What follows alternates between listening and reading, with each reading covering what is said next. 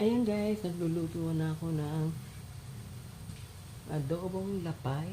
Stir fry ko muna itong lapay. Nag-isa ako ng bawang, mapula na. Ayan, lagyan na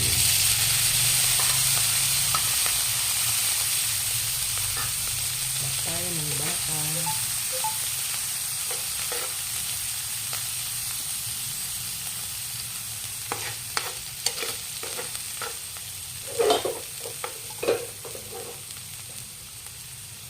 Saka lagyan natin itong pinagkuluan ng adobong lapay, let it cool.